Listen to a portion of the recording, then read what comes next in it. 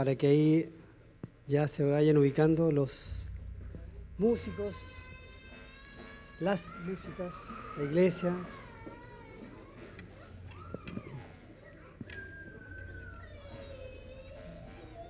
Ok.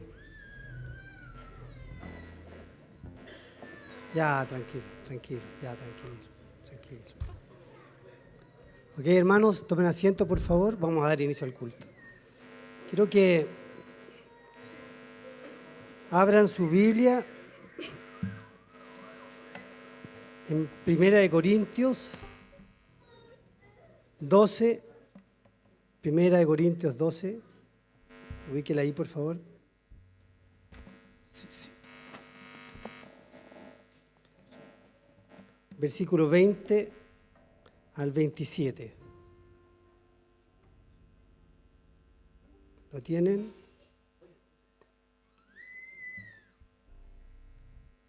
Amén. ¿Ya? ¿Lo tienen, hermanos? Está puesto ahí también en pantalla. Vamos a leer la palabra del Señor, ¿les parece? Y si no les parece, la vamos a leer igual, hermanos, queridos.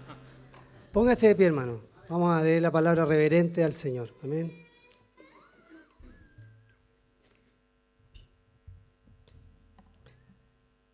Ok, dice así la palabra de nuestro Señor. Leamos juntos. Pero ahora son muchos los miembros, pero el cuerpo es uno solo. Ni el ojo puede decir a la mano, no te necesito, ni tampoco la cabeza a los pies, no tengo necesidad de vosotros. Antes bien, los miembros del cuerpo que parecen más débiles son los más necesarios, y aquellos del cuerpo que nos parecen menos dignos, a estos vestimos más dignamente. Y los que nosotros son menos decorosos se tratan con más decoro, porque los que nosotros son más decorosos no tienen necesidad, pero Dios ordenó el cuerpo dando más abundante honor al que le faltaba, para que no haya desaveniencia en el cuerpo, sino que los miembros todos se preocupen los unos por los otros. De manera que si un miembro padece, todos los miembros se duelen con él, y si un miembro recibe honra, todos los miembros con él se gozan. Vosotros, pues, sois el cuerpo de Cristo y miembros cada uno en particular. Amén. Puede tomar asiento, hermano. Esta palabra nos habla del cuerpo. Ustedes saben que Cristo es la cabeza. Nosotros somos el cuerpo de Cristo. No un cuerpo suelto, el cuerpo de Cristo, hermanos. Y Dios nos manda en su palabra a que cuidemos el cuerpo, a que nos amemos, a que nos preocupemos los unos por los otros. Decía la palabra, si alguien padece, nos padecemos todos con él. Si alguien se goza, por ahí dice en otra parte de la Escritura, nos gozamos con él. Hermanos, debemos cuidar el cuerpo de Cristo. Debemos cuidarnos los unos a los otros. El que dice que ama a Dios y no ama a su hermano, ¿qué dice la Escritura? Es mentiroso. Amén. Así que, hermanos, el amor de Dios en nuestros corazones se refleja amando a Dios por sobre todas las cosas y amando al prójimo como a nosotros mismos. Así que es un llamado, hermanos, a cuidarnos, a amarnos, a respetarnos, a estar atentos también como iglesia, porque vendrán tiempos difíciles, hermanos. Siempre la iglesia ha sido atacada. Dice que vendrán lobos rapaces y debemos estar apercibidos, atentos, velando y orando, dice la Escritura. Así que, hermanos, es un llamado para nosotros como iglesia. Amén. Amén, hermanos, a cuidarnos los unos a los otros. Vamos a orar. Incline su rostro, por favor. Padre nuestro que está en el cielo, santificado, alabado y bendecido sea su nombre, Señor.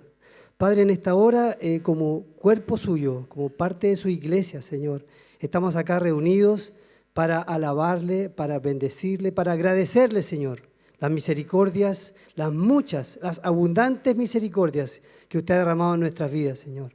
Le damos gracias, Padre. Esta mañana queremos dejar de lado nuestras preocupaciones, nuestros deseos, nuestros anhelos, las cosas que pasan por nuestra mente, Señor, y concentrarnos en alabarle en esta hora como cuerpo, como iglesia suya, Señor. alabar y bendecir su nombre, Señor. Es un privilegio que usted nos ha permitido vivir aquí en esta tierra, que es, aún siendo pecadores y salvados por la gracia de Cristo y por sus méritos, usted nos permite, Señor, acercarnos al trono de la gracia para alcanzar misericordia y hallar gracia para el oportuno socorro. Señor, muchas gracias, Padre. Muchas gracias esta mañana. Queremos con un corazón agradecido alabarle, bendecir su nombre, exaltar su nombre, cantar alabanzas a usted, Señor, y que sean recibidas, Señor, a sus pies con olor fragante por los méritos de Cristo, Señor. Muchas gracias, Padre. Nos disponemos esta mañana para alabarle y le damos gracias. En el nombre de Jesús. Amén y amén.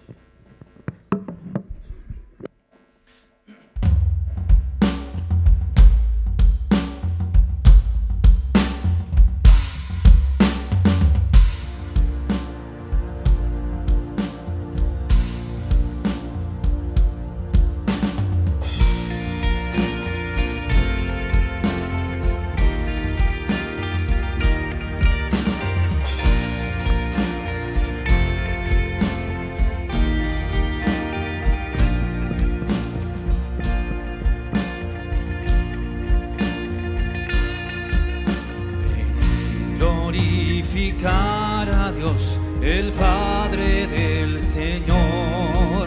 En Cristo Él nos derramó su eterna bendición.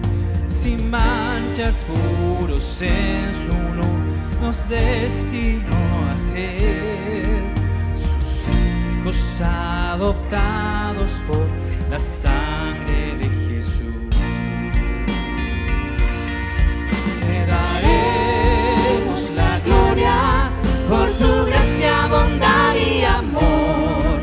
Te daremos la gloria, eres el Salvador.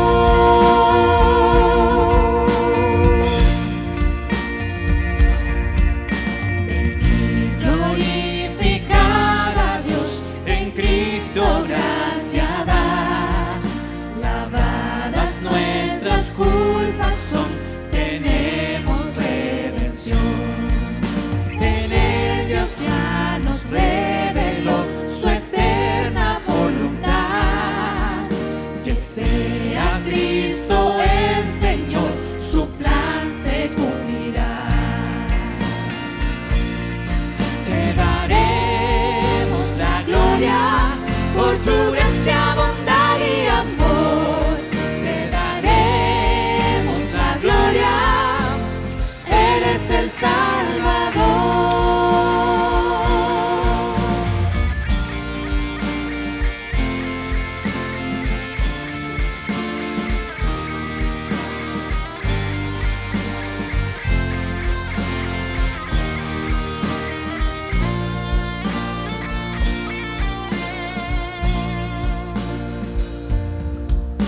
Ven y glorificar a Dios, creyentes del Señor.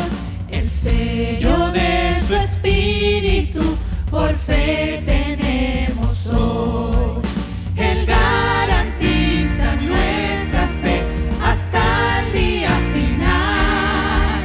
Nos uniremos a alabar a nuestro trino Dios. Te daremos la gloria por tu gracia, bondad y amor. Te daremos la gloria, eres el Salvador. Te daremos la gloria por tu gracia, bondad y amor. Te daremos la gloria, eres el Salvador.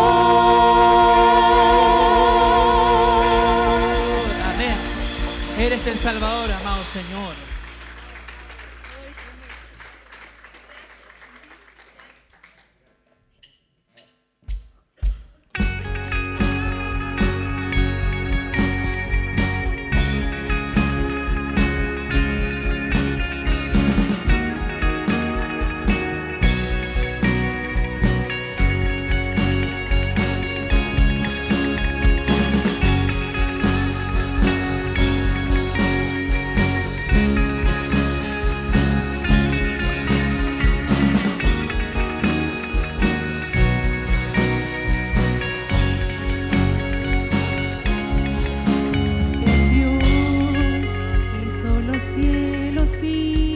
tierra con el poder de su palabra y reina con autoridad.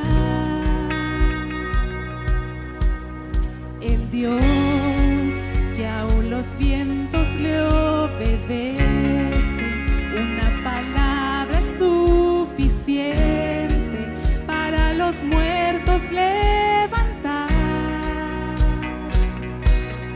Nadie es como Él, oh gran yo soy. Tú eres el Dios que adoramos, todopoderoso y soberano, grande en misericordia y poder para salvar. Tú eres el Dios que adoramos, quien derrotó la muerte y el pecado, glorioso Redentor y Rey, te adoramos. Te adoramos a ti, Señor.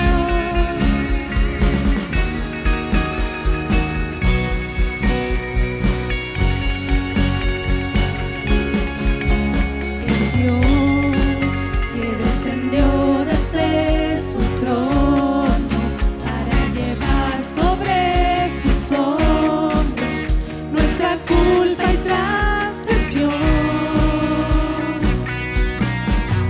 Jesús, exaltado sobre todo, nombre sobre todo nombre, solo en Él hay salvación. Nadie es como Él, oh gran yo soy. Tú eres el Dios que adoramos, todopoderoso y soberano, grande en misericordia y poder para salvar. Tú eres el Dios que adoramos, derrotó la muerte y el pecado, glorioso Redentor y Rey, te adoramos.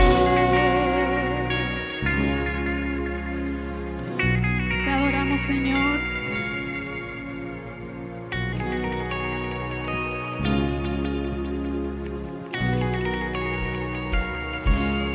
A Él sea la gloria y el poder, todo es de Él y para Él. A Él sea la gloria y el poder, todo es de Él y para Él. Tú eres el Dios que adoramos, todopoderoso y soberano, grande en misericordia y poder para salvar.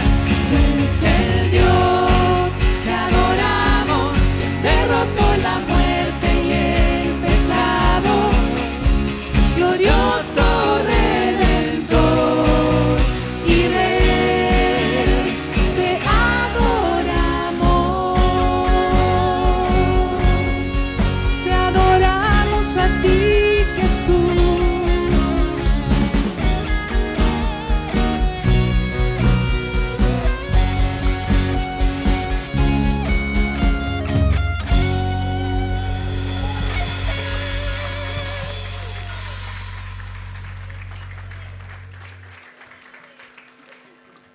Bueno, como estábamos cantando, adoramos a un Dios todopoderoso, soberano y es capaz de incluso salvarnos a nosotros de nuestros pecados. Quiero compartirles lo que encontramos en la palabra del Señor en el libro de Filipenses, capítulo 2, versículos 1 al 8, donde dice lo siguiente: Por tanto, si hay alguna consolación en Cristo, si algún consuelo de amor, si alguna comunión del Espíritu, si algún afecto entrañable, si alguna misericordia, completad mi gozo, sintiendo lo mismo, sintiendo el mismo amor, unánimes, sintiendo una misma cosa. Nada hagáis por contienda o por vanagloria, antes bien, con humildad, estimando cada uno a los demás como superiores a él mismo, no mirando cada uno por lo suyo propio, sino cada cual también por lo de otros. Haya pues en vosotros este sentir que hubo también en Cristo Jesús, el cual, siendo en forma de Dios, no estimó el ser igual a Dios como cosa a que aferrarse, sino que se despojó a sí mismo, tomando forma de siervo, hecho semejante a los hombres, y estando en la condición de hombre, se humilló a sí mismo, haciéndose obediente hasta la muerte y muerte de cruz. Este fragmento de la Escritura que acabamos de leer nos muestra cómo Dios desea que sea nuestra relación entre hermanos en Cristo, a la luz del ejemplo supremo de humildad sin ningún egoísmo que lo representa Cristo. Él, siendo Dios perfecto, sin pecado, se despojó de su divinidad y se hizo siervo, y se humilló aún más hasta la muerte. No hubo en él ningún rastro de orgullo, arrogancia, sino que en su ministerio nos dio el ejemplo de cómo Él desea que nos sirvamos unos a otros. Este servicio debe ser desde la posición de estimar a los demás como superiores a uno mismo y velando por el bien de los demás intereses. El texto culmina con la exaltación de Cristo luego de haber entregado su vida en sacrificio por nuestros pecados, dándonos acceso a la vida eterna. Dice el versículo 9: por lo cual también Dios le exaltó hasta lo sumo y le dio un nombre que es sobre todo nombre, para que en el nombre de Jesús se doble toda rodilla de los que están en los cielos y en la tierra y debajo de la tierra, y toda lengua confiese que Jesucristo es el Señor, para gloria de Dios Padre.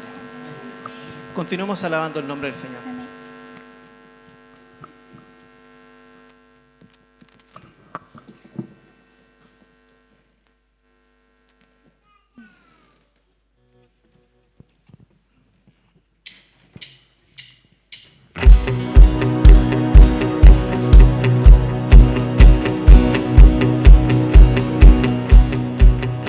Siendo en forma de Dios, Rey de toda la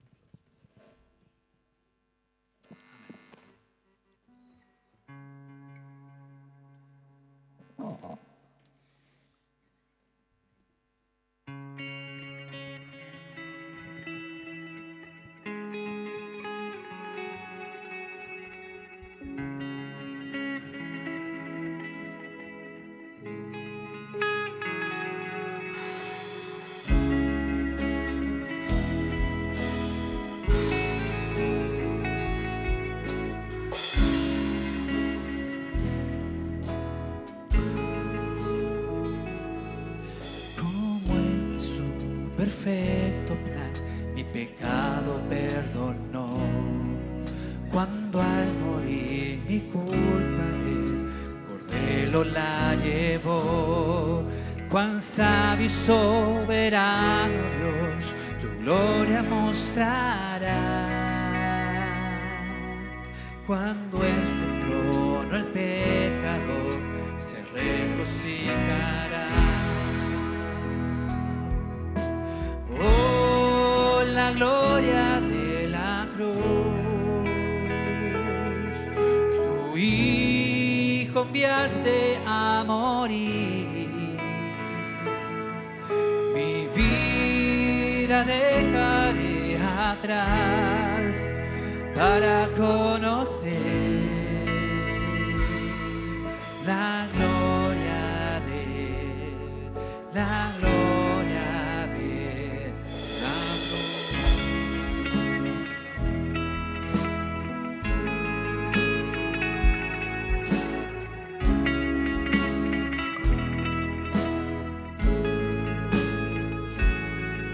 Qué rectitud Él reveló, librando al pecador, y al culpable perdonó, sus manchas Él lavó.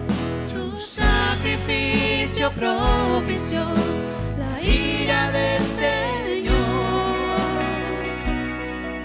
y por tu muerte y expiación hoy tengo redención. Oh, la gloria de la cruz. Tu Hijo enviaste a morir. Mi vida dejaré atrás para conocer la gloria de la gloria de la cruz.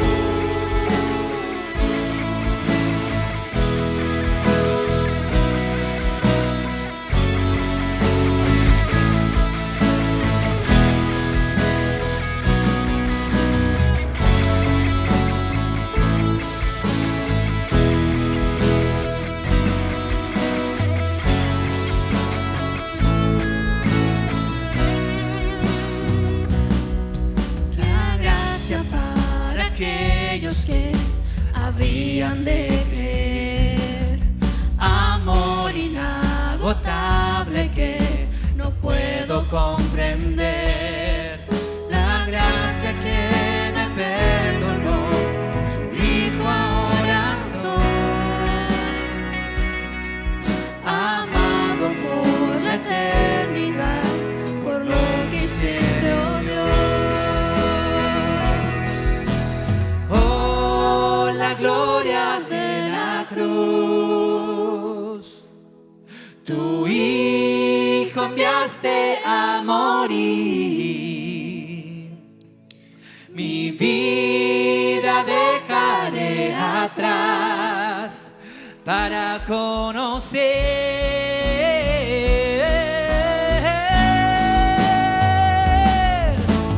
Oh, la gloria de la cruz. Tu Hijo enviaste a morir.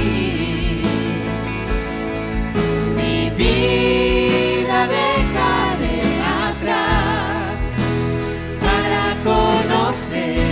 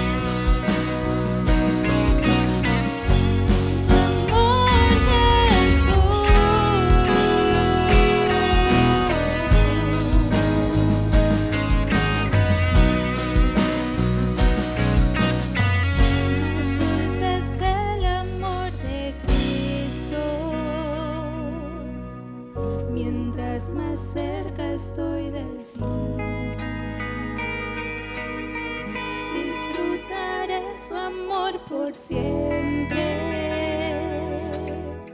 Ante su trono estaré. Me llenará el amor de Cristo. A su rostro contemplaré. Yo le amaré por siempre. Su alabanza cantaré.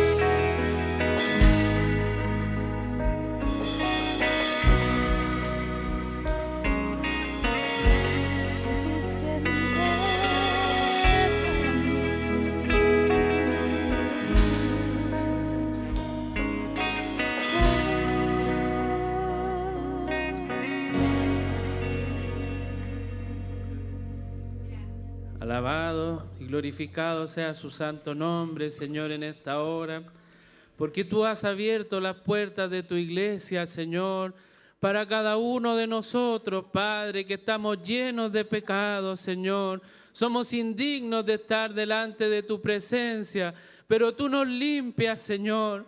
Tú nos limpiaste con la sangre de tu Hijo, nuestro Señor Jesucristo, y nos haces agradables a ti, Señor. Tú nos has purificado, Padre amado, y nos has perdonado con cuánto amor, Señor, que no lo podemos dimensionar, Padre. No tenemos ese amor que tú tienes, Señor, y por eso te alabamos en esta hora, Señor, y te glorificamos como iglesia, porque tú estás en medio nuestro, Señor, porque tú eres el que nos perdona, Padre. Gloria a tu santo nombre, Señor. Gracias, Padre, por enviar a tu único Hijo, Señor, a tu único Hijo a dar su vida por nosotros, Señor, que no lo merecemos, Padre. No merecemos ese amor tan grande y por eso nos humillamos ante ti, Señor. Y oramos, Padre, para que tú nos bendigas, Señor. Tú bendigas hasta tu iglesia, Señor, que tú compraste con la sangre de tu Hijo. Gracias, Señor, por nuestra iglesia, Padre. Te ruego también por las otras iglesias, Señor, porque todos somos una sola iglesia en Cristo, Padre. Te ruego que bendigas a cada uno de los pastores, Señor, que tú lo has puesto a liderar cada una de esas iglesias, Señor. Que ellos sean llenos del Espíritu Santo, Padre. Dale toda bendición y toda honra para ellos, para sus familias, Señor, para que guíen con temor y temblor a tu iglesia, Padre. Gracias, Señor. Gracias por cada iglesia en todo el mundo que se reúnen en este día especial, Señor, en el día del Señor, para alabarte a ti, Señor, para darte toda la honra y toda la gloria, Padre. Gracias, Señor. Y también te rogamos, Padre, que envíe más obreros, Señor, que levanten más hombres valientes, que digan: yo quiero servir al Señor, yo quiero glorificar su nombre y guiar una iglesia. Ayuda, Señor, e inquieta los corazones de mis hermanos acá en esta iglesia y en todas las iglesias, Señor, que tú tienes, Padre. Que vean, Señor, el amor de poder servirte, Padre, y dar su vida por la iglesia, Señor. Levanta obreros, Padre, necesitamos, Señor, de ti. Cada vez hay menos pastores en el mundo, Señor. Por eso necesitamos que seas tú ayudándolos, Padre. Y así, Señor, clamamos por esta tu iglesia, Señor, por los oficiales que estás preparando, Señor, para que tú los ayudes, Señor, a ver si realmente es un llamado tuyo, Señor. Que ayudes a sus familias, Padre, en este cambio, Señor, de preparación para dedicarse a ti, Señor, para dedicarse a tu obra, Padre amado. Ayude, Señor, a esa familia, Padre. Y gracias, Señor, porque ya hemos nombrado a nuestro diácono, nuestro hermano Luis Lazo, Señor. Te ruego por él, por su vida, Señor, por su familia, Padre. Acompáñalo, Señor. Y como dice en tu palabra, que sea lleno de tu Espíritu Santo, Señor. Tú quieres que tus diáconos te sirvan siendo llenos del Espíritu Santo y que reflejen el amor de Cristo. Bendiga a mi hermano, Señor. Y también le rogamos, Padre, que nos ayudes a hacer la iglesia familiar que anhelamos, Padre. Que podamos venir todos, Señor, a alabarte y que sea de edificación para nuestra familia. Ayúdanos en nuestros hogares también a servirte, Padre. Ayuda a los varones a ser sacerdotes de su hogar, Señor. A guiar a sus familias en la palabra, Señor. A aconsejar, Padre. Ayúdanos, Señor, a ser fieles no solo aquí, sino también en nuestros hogares, Padre. Y también que podamos impactar a nuestros vecinos, a nuestros amigos, a nuestra familia, Señor, para que todos puedan venir y los recibamos con amor, Señor. A cada visita que vean ti, Señor, no en nosotros, Padre, que no nos vean a nosotros porque somos pecadores, sino que te vean a ti que eres santo, santo, santo, Señor, y anhelen poder estar contigo y tener una esperanza de vida eterna, Señor. Ayúdanos, Padre, para poder recibir al que necesita de ti, Señor. como nos recibiste también a nosotros, Padre. Gracias, Señor. Ayúdanos a que podamos poner a Cristo, nuestro Señor, en el centro de nuestras vidas, Padre. Ayúdanos, Señor, como iglesia, para que también podamos mantener la predicación bíblica, Señor. Que podamos mantener la predicación expositiva y que tú seas hablando a la iglesia, Señor. No el predicador, Padre, sino que tú, por medio de tu Espíritu Santo, a cada uno de ellos, Señor, los confrontes, los alientes, Señor, y los guíes por medio de tu palabra, Padre. Y en ese sentido, Señor, te ruego por nuestro pastor Jonathan, Padre. Ayude a nuestro pastor, Señor. Llénelo, Señor, de sabiduría, Padre, para dar consejo, para consolar, Señor, a los que estamos necesitados, Padre, para que proclame tu palabra con la autoridad que tú le has dado, Señor. No es por él, Padre, tú le has dado por medio de la imposición de manos, Señor, esa autoridad a nuestro pastor. Y te ruego por él, Señor. Ayúdalo, Padre, acompáñalo, Señor. En todo, Señor, a su esposa, Padre, a Natalia. Ayuda a nuestra hermana, Señor. Acompáñala también en la crianza de sus 3 hijos, Señor.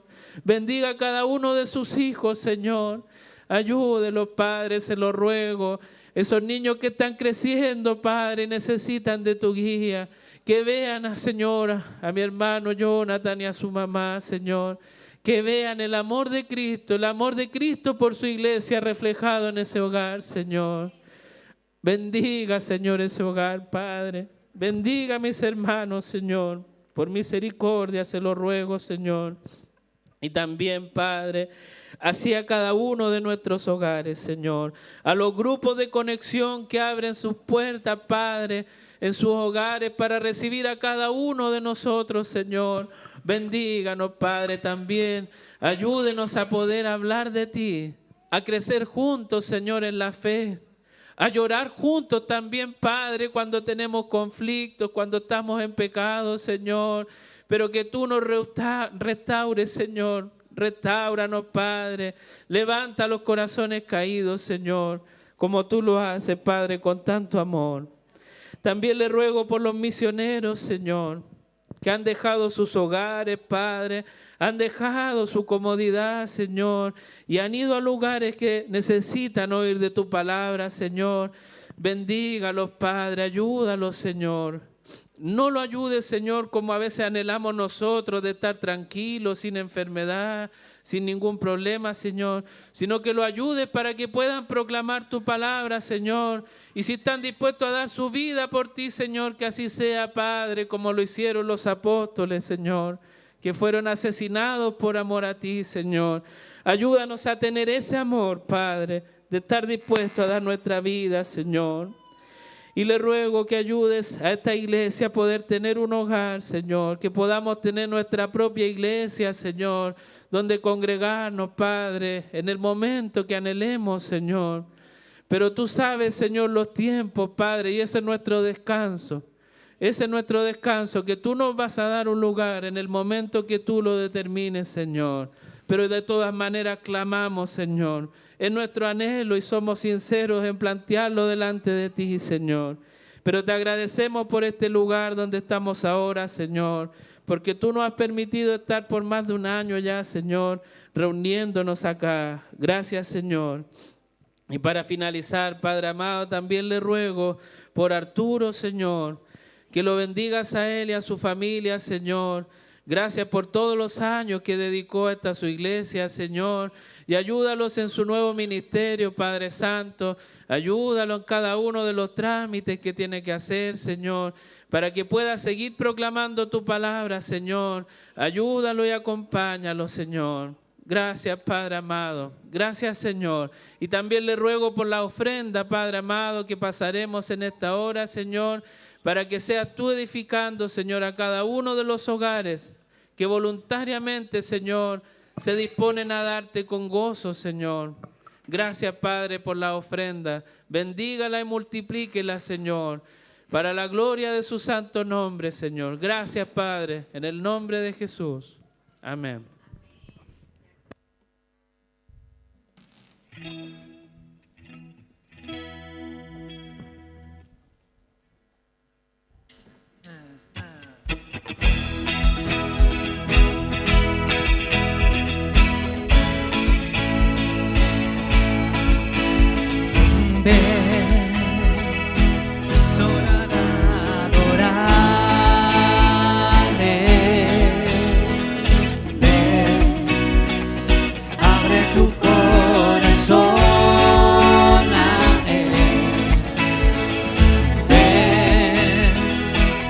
ante su trono estamos.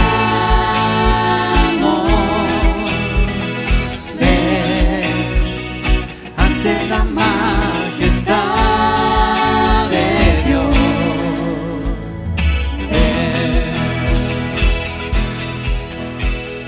Ven, es hora de adorarle. Ven, abre tu corazón a Él. Ven, ante su trono estamos. Ven, ante la majestad de Dios. Ven. Toda lengua confesará que Él es Dios, las rodillas se doblarán, y un tesoro que no tendrás en Él si escoges su amor. Toda lengua confesará que Él es Dios, las rodillas se doblarán, y un tesoro eterno tendrás en Él si escoges su amor. Él es rey, Él es rey, Él es rey, Él es rey, Él es rey, Él es rey, Él es rey, Él es rey, Él es rey, Él es rey, Él es rey, Él es rey, Él es rey, Él es rey, Él es rey, Él es rey.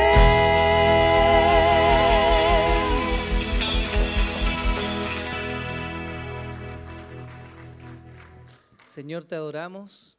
Queremos darte las gracias por tu fidelidad, Señor. Queremos reconocer en esta hora que tú eres nuestro Dios, que dependemos de ti, Señor, y que ante las adversidades y las dificultades de la vida, Señor, estamos en tus manos. Tal como dice la Escritura, Señor, ni un cabello de nuestra cabeza puede caer sin que tú lo sepas, Señor. Y no hay nada, Señor, que pueda ocurrir sin que tu soberana y sabia voluntad lo permitan, Señor. Por eso hoy día te damos gracias, Señor, porque estamos acá queriendo ofrendar, Señor, de la gratitud de nuestro corazón por la obra que tú has hecho en nuestras vidas. Te alabamos, Señor, porque has sido misericordioso y fiel mucho más allá de lo que merecemos, Señor, o de aquello que somos dignos, Señor. Te alabamos por nuestras familias, por nuestras vidas, por nuestra salud, por esta iglesia preciosa, Señor. Te alabamos porque tu gracia ha sido abundante para con nosotros. Y en esta hora, Señor, que hemos de escuchar tu palabra, Señor, que hemos de abrir las Biblias y que nuestros hijos han de abrir sus Biblias también, Señor. Queremos rogar de manera especial que tu Espíritu Santo pueda traer claridad, dirección, sabiduría y gracia, Señor, para que tanto los maestros en su exposición como acá en este lugar, en este púlpito, Señor, tu palabra pueda ser predicada de la manera más fiel posible, Señor. Ayúdanos, Señor, a honrar y glorificar tu nombre, Señor. Y permite que tu Espíritu Santo nos pueda animar con esta tu palabra, Señor, y que podamos ser transformados nosotros y nuestros hijos a la imagen de Cristo, Señor. Señor, ayúdanos en esto porque lo necesitamos, Señor. Te pido especialmente por mi persona, Señor. Ayúdame a ser fiel a tu palabra, Señor. Líbrame de mí mismo, de mis deseos, Señor, para que tu nombre y tu nombre solo sea exaltado, Señor, y hasta tu iglesia sea edificada. Te damos gracias por este tiempo, Padre, en el nombre de Jesús. Amén y amén. Bien, ¿pueden pasar los niños?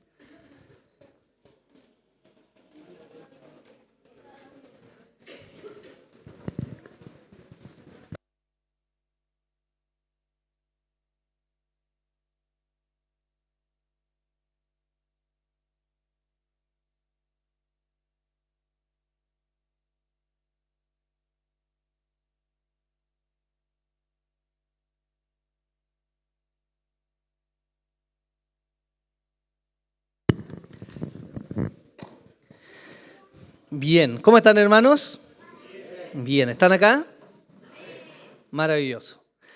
Bien, vamos a empezar hoy día una nueva serie de enseñanzas que nos va a tener varios meses ocupados en el libro de Juan, el Evangelio de Juan, particularmente en una sección que es de mucha relevancia y de mucha práctica para la vida de la iglesia.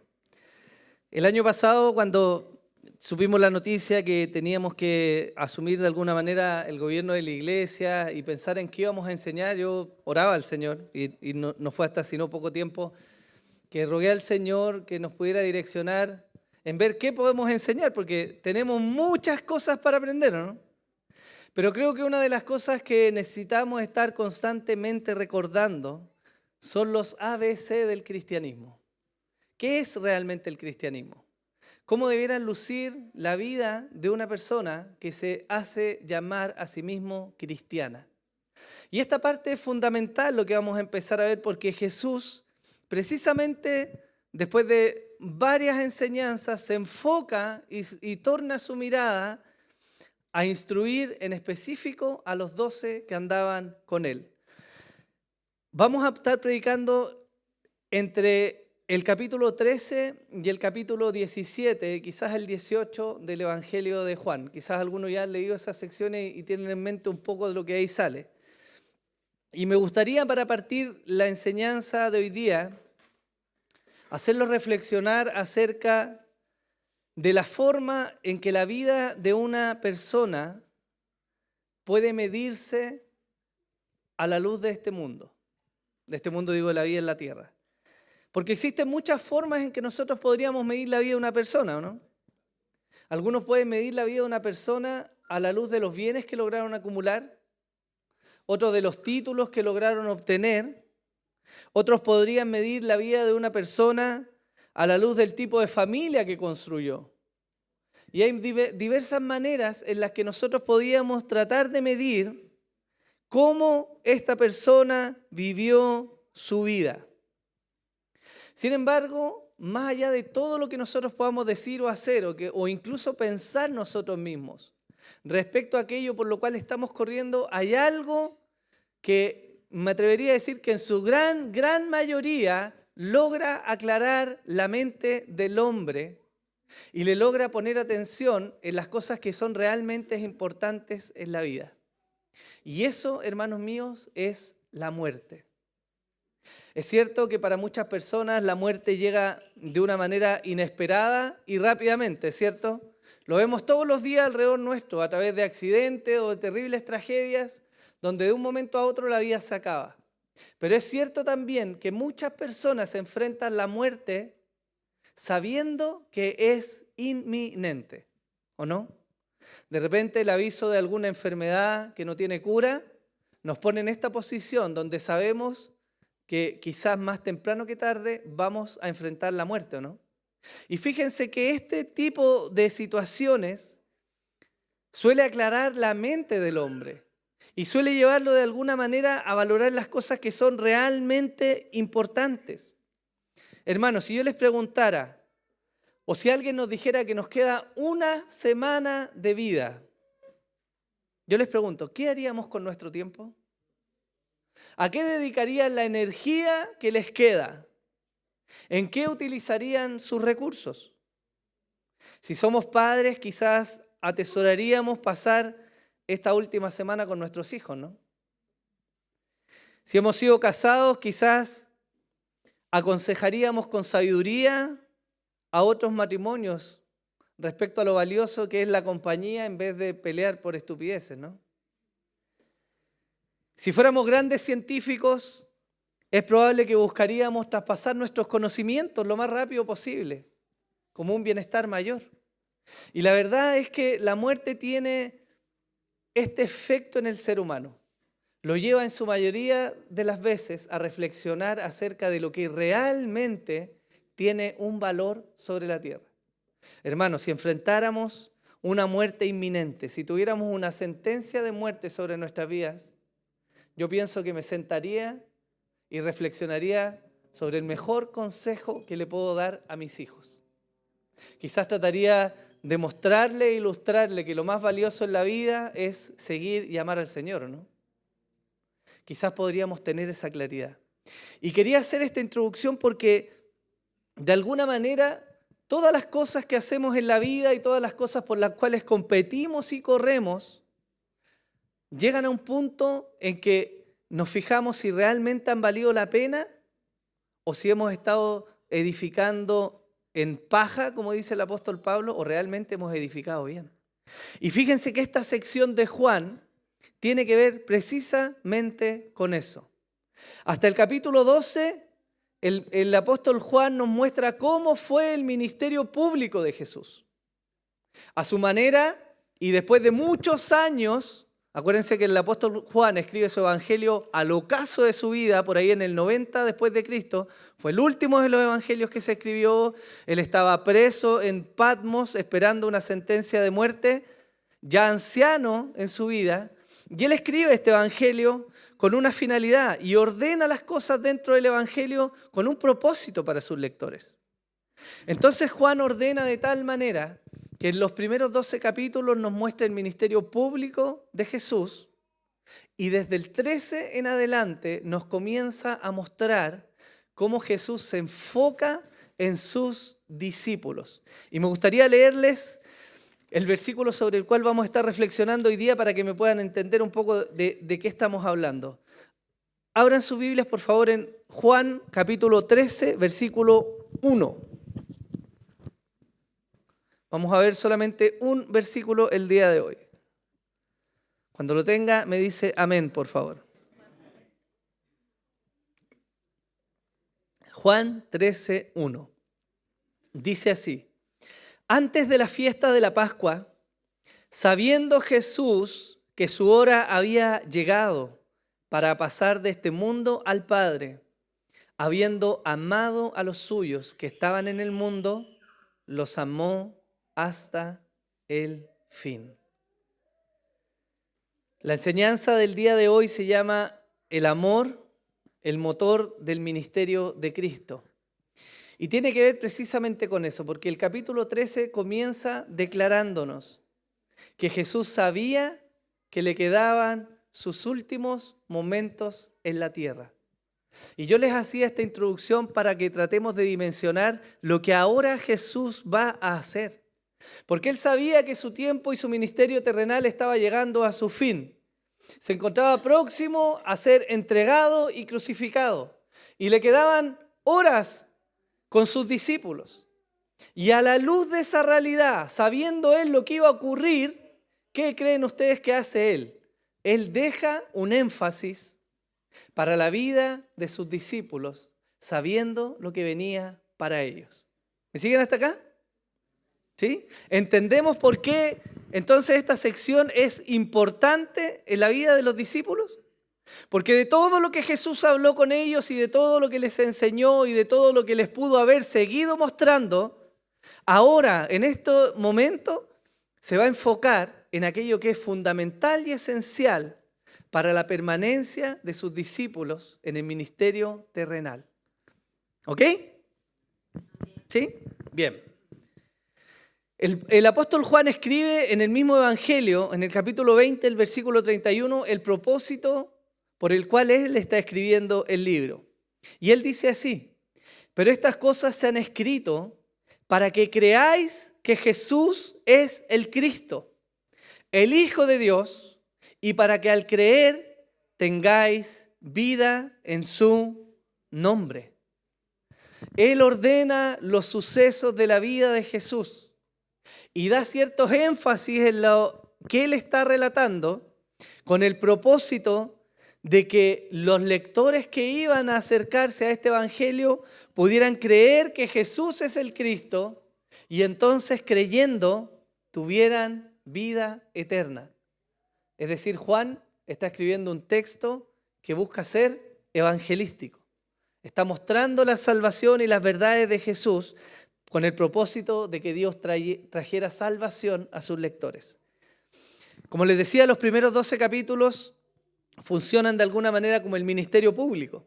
Y si ustedes los leen, se van a dar cuenta que a la forma de Juan, que es muy particular, y de hecho se refleja también en cómo escribe Apocalipsis, él tiene de alguna manera una fijación con los números y en la forma en que él relata. Y en esta sección, los primeros 12 capítulos, él nos habla de 7 señales milagrosas que hizo Jesús.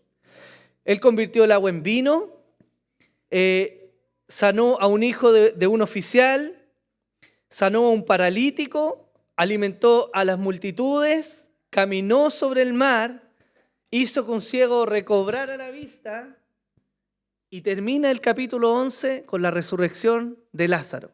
7 señales a través de las cuales Él anuncia que el reino de los cielos había llegado.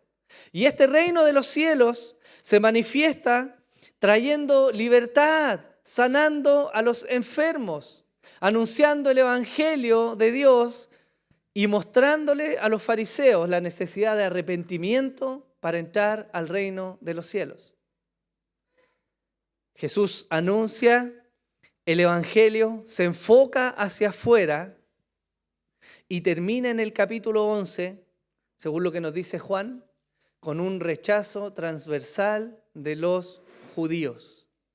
Ellos ya estaban maquinando la forma en que se iban a deshacer de Jesús. Les era tropiezo este hombre que pregonaba un evangelio que traía libertad y salvación con el simple hecho de creer en Él y arrepentirse de sus pecados. Por lo tanto, ellos comienzan a maquinar. Y justo cuando están en este momento de urdir un plan para deshacerse de Jesús, el escritor, el apóstol Juan, nos cambia el foco y de alguna manera quita la cámara de lo que estaba afuera para mostrarnos la realidad interna. Jesús está en sus últimos momentos y Él va a dedicar sus últimas enseñanzas para enfatizar aquello que es esencial en la vida de sus discípulos. ¿Qué comienza a decirnos el apóstol Juan en este versículo? Él dice, antes de la Pascua, en el versículo 1, sabiendo que Jesús, que su hora había llegado para pasar de este mundo al Padre. Fíjense que es muy interesante cómo Juan el Bautista ve a Jesús y se nos dice que él declara, he aquí el Cordero de Dios que quita el pecado del mundo. ¿Se acuerdan de ese texto? Está en el primer capítulo del Evangelio de Juan. Y fíjense que Jesús es particularmente sacrificado, ¿cuándo? En la fecha de Pascua. Y la Pascua tiene un gran significado para los judíos, porque la Pascua se había instituido como aquel momento en el cual a través del sacrificio de un cordero el ángel de la muerte había saltado de los judíos, de los israelitas, para destruir los ídolos en Egipto, en específico a los primogénitos, y entonces traer libertad. Entonces, la Pascua para los judíos era una fecha que estaba cargada de significado y de memoria de lo que Dios había hecho por ellos. Y no había mejor momento en la historia de la redención que el Cordero de Dios muriera precisamente en esta época. Por lo tanto, Jesús llega a este punto, la Pascua está próxima a celebrarse, Él sabe que ha de ser entregado y Él comienza a preparar a sus discípulos. Él dice, sabiendo que Jesús, que su hora había llegado. Nos narra el apóstol que evidentemente esto concluye como una extensión del plan de Dios y no como un hecho apartado de la soberanía de Dios. Tanto la traición como el castigo que iban a venir después sobre el Hijo de Dios estaban determinados por el Padre desde la eternidad. Y eran parte del plan del Señor y Jesús lo sabía. Él sabía, como dice el versículo, que iba a pasar de este mundo e iba a ir al Padre. Y entonces iba a dejar a sus discípulos. Con mayor claridad vemos el énfasis, ¿no? ¿Se entiende, no? El escritor del Evangelio de Mateo nos da una mirada de lo que estaba aconteciendo. Y nos recuerda un texto que se había profetizado en el Antiguo Testamento, en Mateo 26, 31, la última parte del versículo dice, heriré al pastor y las ovejas del rebaño se dispersarán. Si esto estaba a punto de ocurrir, entonces, ¿qué debía dejar Jesús en ellos como un gran énfasis? Eso es lo que toda esta sección nos va a decir. Y no lo vamos a ver hoy día, evidentemente, en una sola enseñanza, sino que esta es la introducción y estoy tratando de poner el énfasis del por qué lo que dice ahora es tan fundamental para la vida de la iglesia. ¿Cuál es la clave? La Escritura nos dice así: antes de la fiesta de la Pascua, sabiendo Jesús que su hora había llegado para pasar de este mundo al Padre, habiendo amado a los suyos que estaban en el mundo, los amó hasta el fin. Fíjense qué maravilloso es esto, porque todos sabemos que Dios nos ama, ¿o no? Eso es algo que es básico en el vocabulario del cristianismo. Sabemos que Dios nos ama, sabemos que Dios envió a su Hijo por amor, y de todas las cosas que Jesús podía enseñarle a sus discípulos, Él ahora va a hacer un énfasis muy especial y muy particular en qué creen ustedes. En el amor. Les podría haber enseñado escatología, les podría haber revelado profecías, les podría haber hablado de los dones y de un montón de cosas, del orden de la iglesia, les podría haber hablado de soteriología y les podría haber enseñado grandes misterios de la teología. Pero Jesús se va a algo que sabe que es medular para que su pueblo se sostenga. Y eso, queridos míos, es algo tan simple y tan básico como el amor. Él dice, habiendo amado a los suyos que estaban en el mundo. Y se me viene a la mente lo mismo que el apóstol Juan escribe en el capítulo 3, versículo 16, que quizás es el versículo más conocido en el mundo evangélico. Porque de tal manera amó Dios al mundo, que dio a su Hijo unigénito para que todo aquel que cree en Él no se pierda, mas tenga vida eterna. El amor es medular y es fundamental en la vida de los discípulos. Y esto nos tiene que llevar a mantener una perspectiva correcta entonces de cómo la iglesia debiese conducirse. El apóstol Pablo escribe más adelante en Efesios capítulo 4, versículo 11. Y él dio a algunos el ser apóstoles, a otros profetas, a otros evangelistas, a otros pastores y maestros, a fin de capacitar a los santos para la obra del ministerio, para la edificación del cuerpo de Cristo. Todos sabemos hoy día, ¿cierto?, que la iglesia es fundamental en el obrar del perfeccionamiento del cuerpo de Cristo, ¿no? Lo sabemos, ¿cierto? Sabemos que el accionar de la iglesia tiene como resultado, como finalidad, que el cuerpo vaya creciendo y madure y que en medio de esa madurez manifieste la gloria de Dios y entonces el evangelio sea proclamado y los escogidos sean añadidos a la iglesia, ¿no? Lo sabemos, ¿cierto? Pero esta iglesia tiene que tener un motor para funcionar. Y fíjense que más allá de lo funcional o lo pragmático que vemos en el Evangelio respecto a lo que hay que hacer, hay algo que la Biblia nos hace el énfasis respecto a lo que debemos ser, no hacer solamente. En Mateo 10, versículos del 1 al 4, se nos dice, entonces llamando a sus 12 discípulos, Jesús les dio poder sobre los espíritus inmundos para expulsarlos y para sanar toda enfermedad y toda dolencia. Y los nombres de los 12 apóstoles son estos. Primero Simón, llamado Pedro, y Andrés su hermano, y Jacobo, el hijo de Zebedeo, y Juan su hermano. Felipe y Bartolomé, Tomás y Mateo, el recaudador de impuestos. Jacobo, el hijo de Alfeo y Tadeo, Simón el cananita y Judas Iscariote, el que también le entregó. Los discípulos en el ministerio con Jesús aprendieron a orar, ¿o no? Aprendieron a predicar, aprendieron el evangelio, aprendieron a expulsar demonios, aprendieron la importancia de la búsqueda del Señor, de la consagración, aprendieron el sacrificio, vieron los milagros y muchas cosas que vivieron en ese tiempo con Jesús. Ellos fueron preparados para continuar el ministerio de Cristo en la tierra. Y si yo les pregunto, hermanos míos, esta es una tarea realmente, por un lado, imposible para el hombre y por otro lado es una tarea tremenda. El evangelio que partió en esta pequeña localidad, en ese lugar del mundo, hoy día ha permeado el mundo entero, ¿no?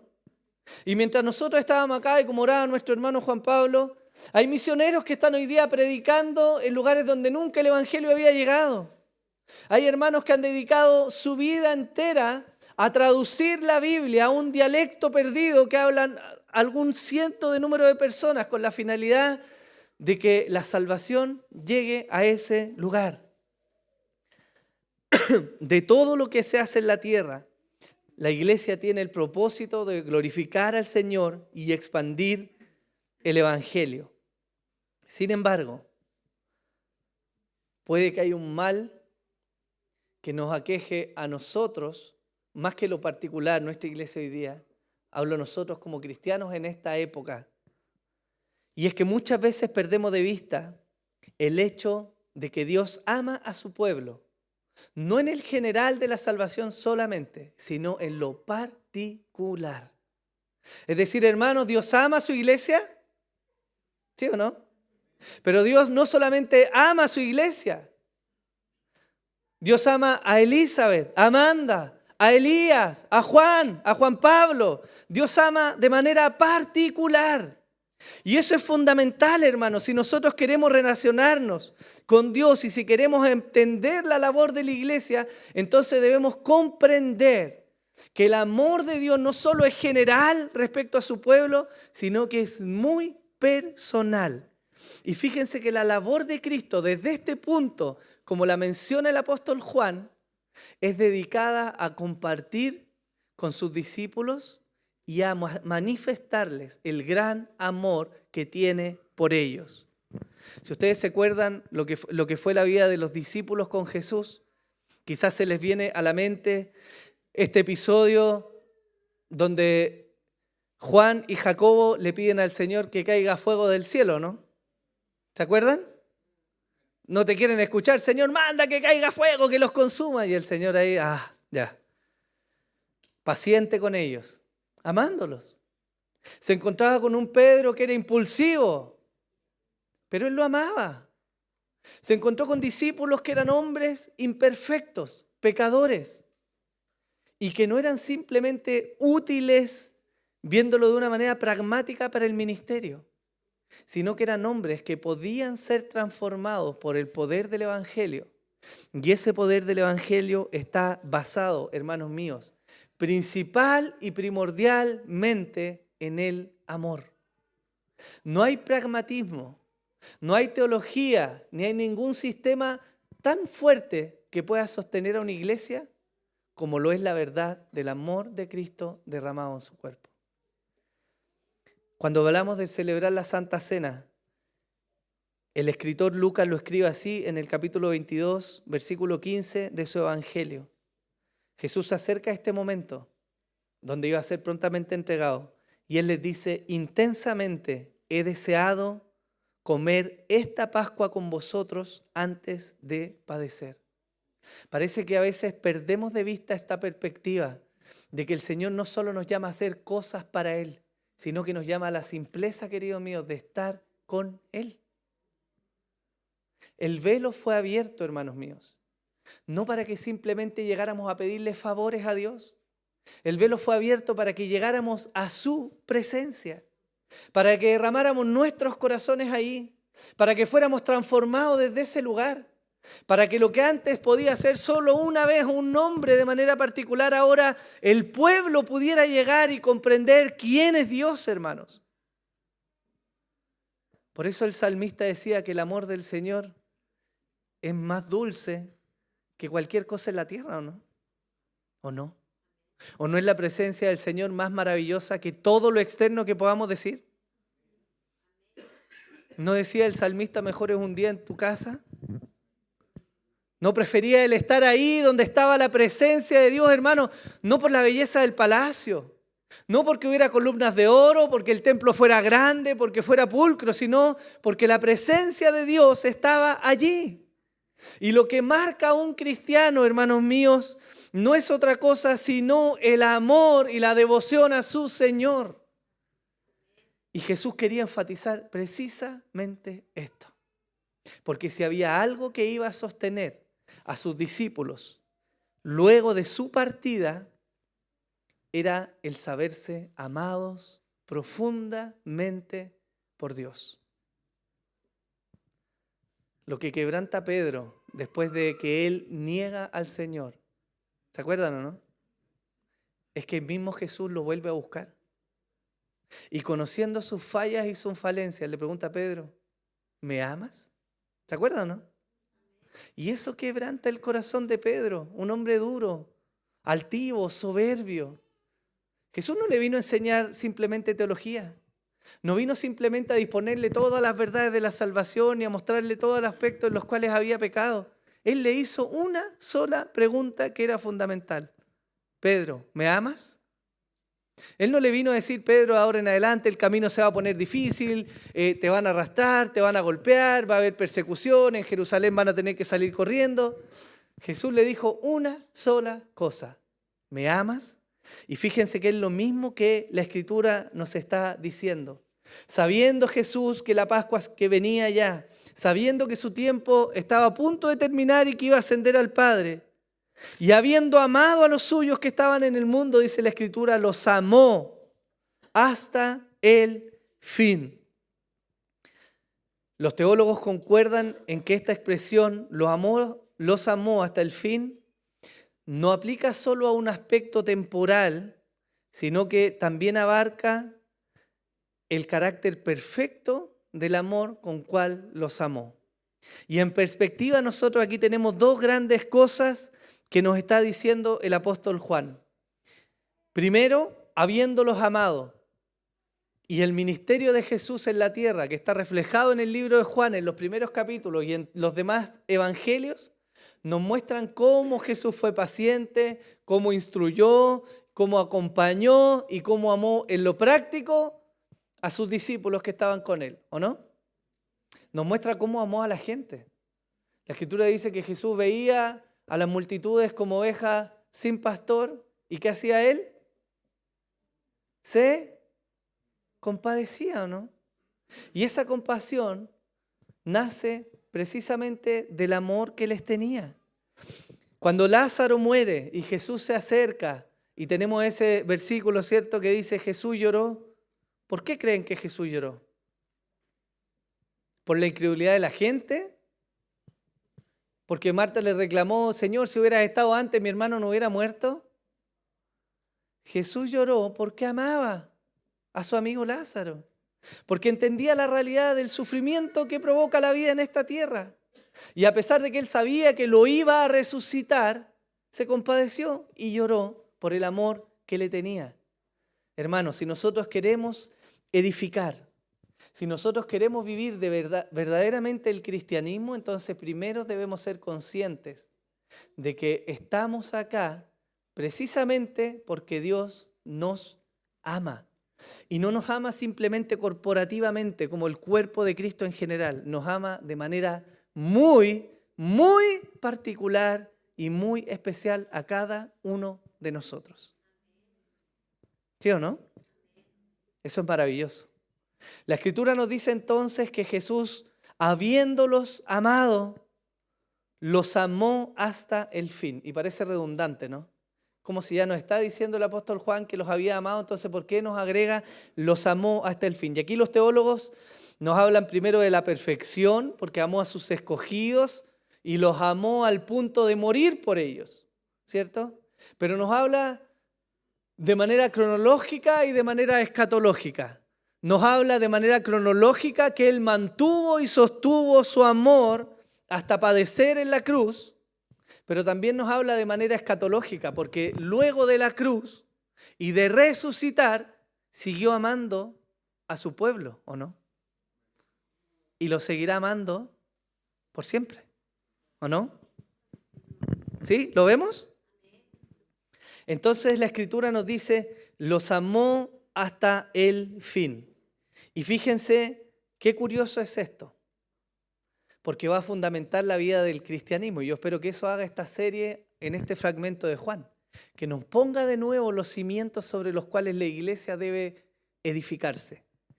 Fíjense que hasta este punto, hasta el inicio del capítulo 13, si ustedes lo leen, ¿quién estaba con Jesús?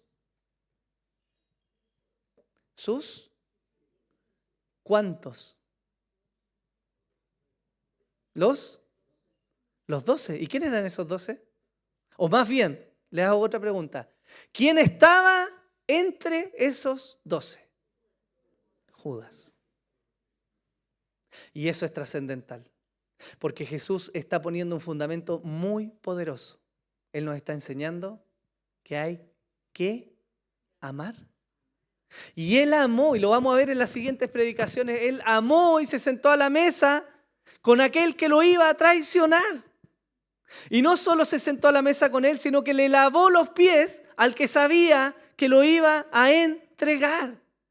Y van a ver ustedes que el gran énfasis de toda esta sección de Juan está en el hecho de que Jesús dice: un nuevo mandamiento os doy, que se amen los unos a los otros.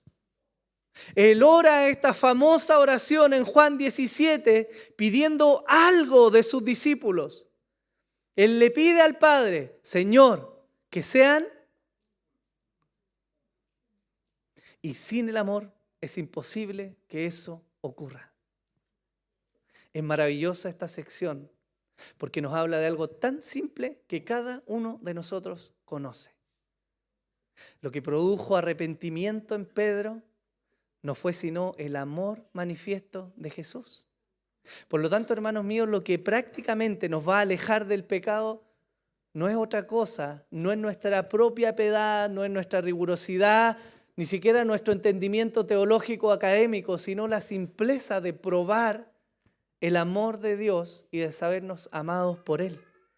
¿O no? ¿Lo vemos o no? Llegamos a este punto con Judas entre los 12.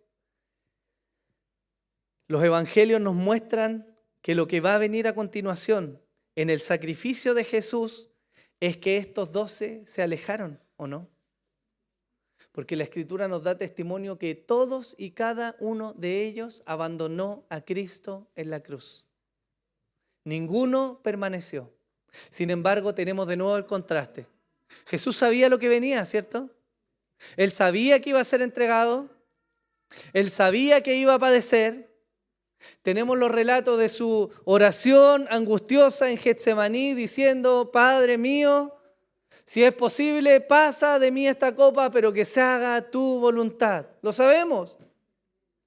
Él sabía quiénes estaban con Él. Y les dice: no han podido orar ni siquiera una hora conmigo. Es la angustia de su humanidad sabiendo lo que venía. Pero el contraste es que aún así los amó. Y eso debiera reventar nuestro entendimiento del Evangelio, hermanos. Porque es difícil, ¿o no? Lucas 6, del 27 al 36, dice así: Pero a vosotros los que oís os digo, amad a vuestros enemigos, haced bien a los que os aborrecen, bendecid a los que os maldicen, orad por los que os vituperan. Al que te hiere la mejilla, preséntale también la otra, y al que te quite la capa, no le niegues tampoco la túnica. A todo el que te pida, dale, y al que te quite lo que es tuyo, no se lo reclames. Así como queréis que los hombres os hagan, haced con ellos de la misma manera. Si amáis, dice, a los que os aman, ¿qué mérito tenéis? Porque también los pecadores aman a los que los aman. Si hacéis bien a los que os hacen bien, ¿qué mérito tenéis? Porque también los pecadores hacen lo mismo. Y yo les digo, ¿o no? Si prestáis a aquellos de quienes esperáis recibir, ¿qué mérito tenéis? También los pecadores prestan a los pecadores para recibir de ellos la misma cantidad. Y Jesús dice: antes bien, amad a vuestros enemigos y haced bien y prestad no esperando nada a cambio, y vuestra recompensa será grande y seréis hijos del Altísimo, porque Él es bondadoso para con los ingratos y perversos. Sed misericordiosos, así como vuestro Padre es misericordioso. El fundamento que Jesús estaba poniendo en este pequeño grupo de hombres, temerosos, cobardes y llenos de pecados, era precisamente lo más importante que iba a sostener la iglesia: el amor. Y podríamos pensar que esto es simplemente un término bonito, ¿no? Un cliché. Pero la Escritura nos dice que es tan potente porque Dios se define a sí mismo como amor. La Biblia nos dice: Dios es amor.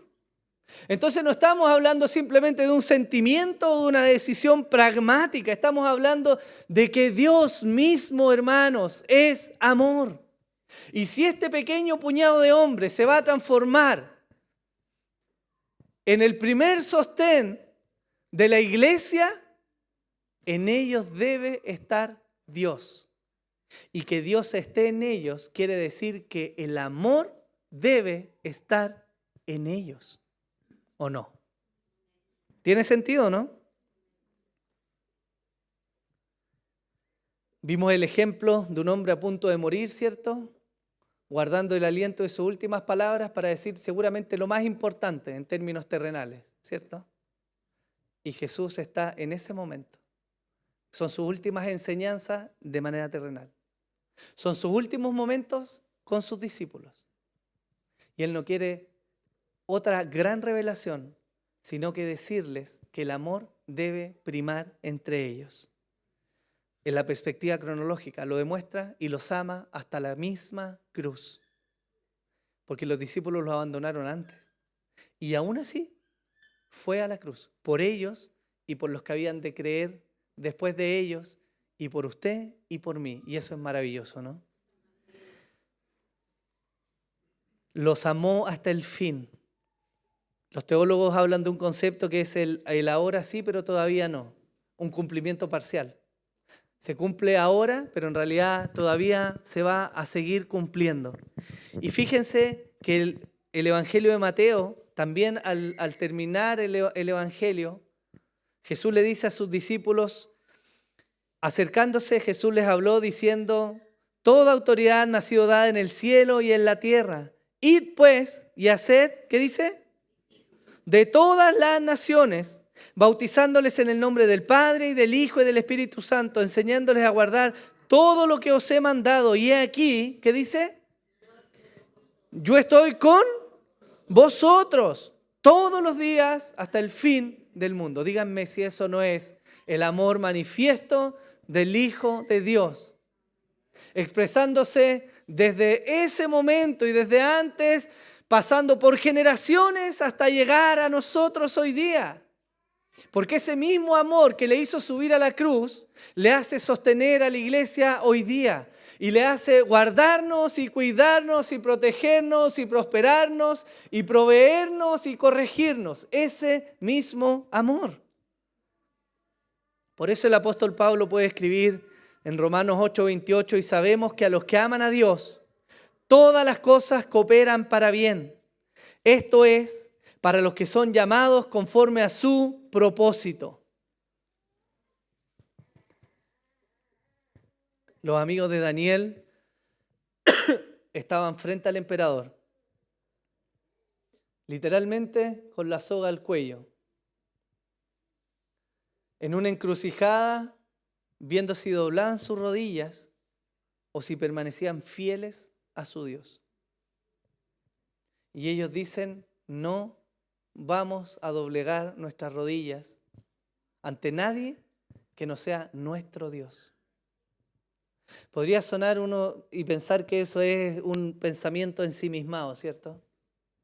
Pero la verdad es que la Escritura nos muestra a lo largo de ese testimonio que ellos no solamente querían servir a Dios, sino que ellos amaban a Dios.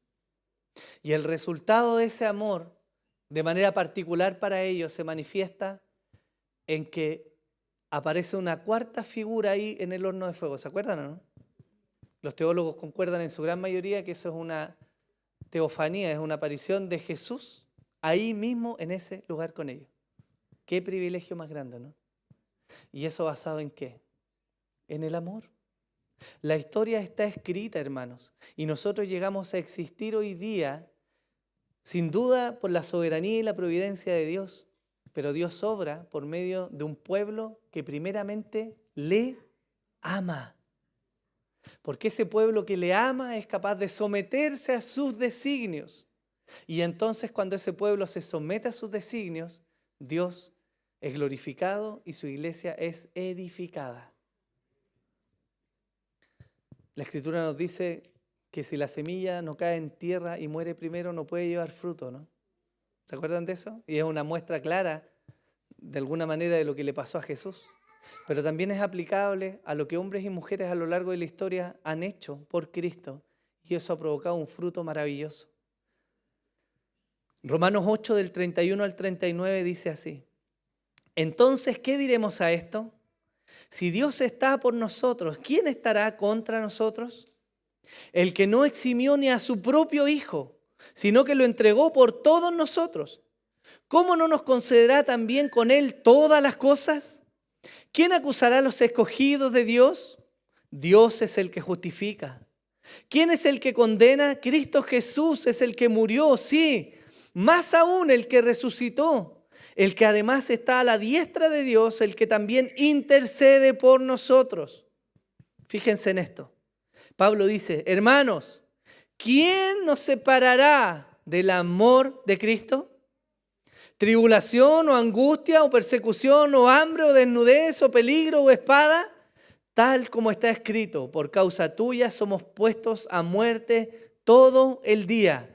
Somos considerados como ovejas para el matadero. Pero en todas estas cosas somos más que vencedores por medio de aquel que nos amó.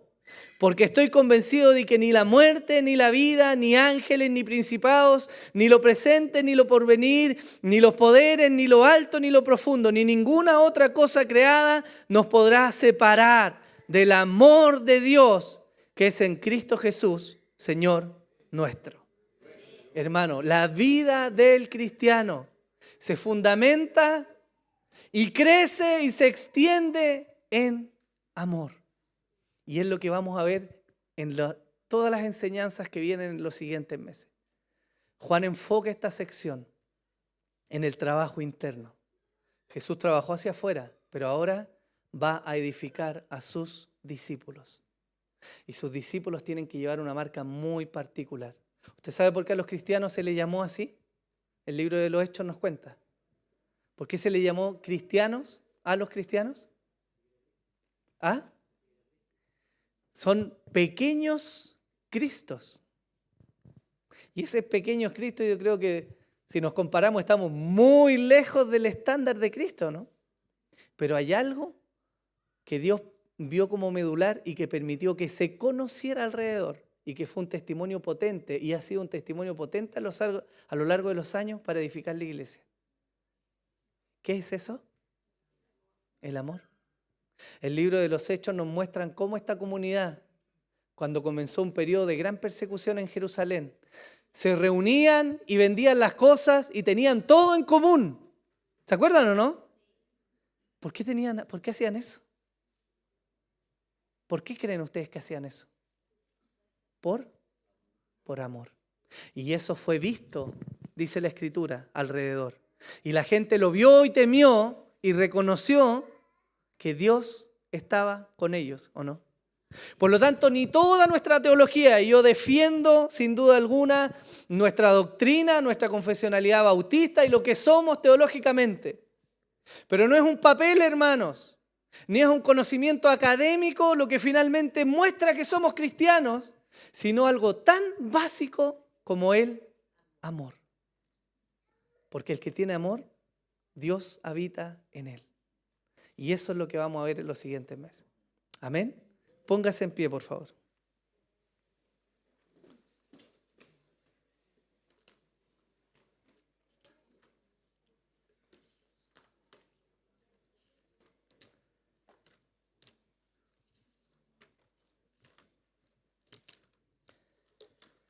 Señor, queremos orar en esta hora. Y yo quiero darte las gracias por tu misericordia y tu fidelidad, Señor. Porque lo primero que puedo hacer al leer esta escritura y verme confrontado con ella es que claramente, Señor, no te he amado con todo mi ser todos los días de mi vida, en cada momento, Señor. Reconozco mis falencias, Señor. Sé que no doy la talla al amor que tú esperas, Señor. Sé que me falta mucho respecto al poder amar a esta iglesia, Señor, y al amarte a ti como la Escritura demanda. Pero me sobrecoge el hecho, Señor, de saber que soy amado por ti de una manera tan grande y tan misericordiosa, Señor, sin ser digno de este amor. Señor, y a la luz de esta verdad tan maravillosa, Señor, No tengo otra opción más que rendirme delante de ti, Señor. Y decirte, Dios, que mi vida está delante de ti, Señor. Señor, y hemos de ser edificados como iglesia. Yo te ruego, Señor, que nos ayudes a comprender la grandeza de tu amor, Señor. Que seamos edificados y conocidos, Señor. No como la mejor de las iglesias bautistas, Señor, sino como una iglesia que te ama, Señor. Que manifieste el amor, Señor. Que ahí tú estás en medio nuestro. Señor, ten misericordia de nosotros que somos pecadores. Ten misericordia de la altivez de nuestros corazones, Señor. Vuélvenos a ti, Señor. Pon el ardiente deseo en nuestros corazones de ser discípulos tuyos, Señor. Oh, Señor, que la gente vea, que no tengan necesidad de que nosotros les digamos que somos cristianos, para que ellos vean el gran amor que tú has derramado en nosotros.